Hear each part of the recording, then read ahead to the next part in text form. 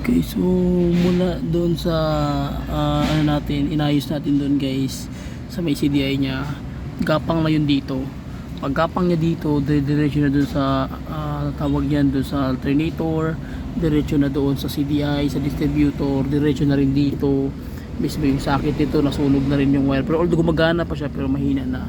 Ayan, so ginawa natin na nagbago na rin ako ng wire, pati ng sakit. Kita niyo naman, bago na yan, pati itong mga yung mga main harness na main cable natin, bago na rin yun guys. Kita nyo naman to, meron pang sunog na isa, so papalitan ko pa rin yan, pero ganyan ko na lang para hindi magkaiwalay, para hindi tayo malalang malito kasi nakakalito na. Okay, so ayan din yung mga relay natin.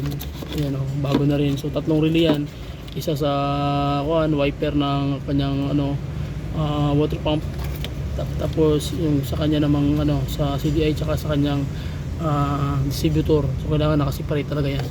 So alternator naman guys.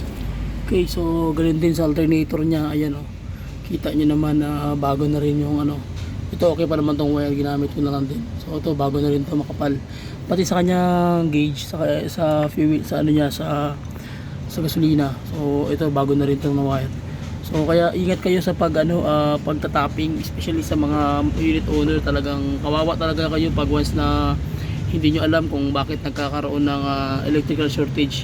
Bakit? Kasi nga yung may-ari minsan nagpapaayos na hindi alam kung garantisado ba yung titira. Okay, so yun po yung masasuggest ko sa inyo, na kung maaari ingatan nyo po talaga yung kilala nyo yung titira ng unit nyo. Okay, para hindi nyo sapitin ito.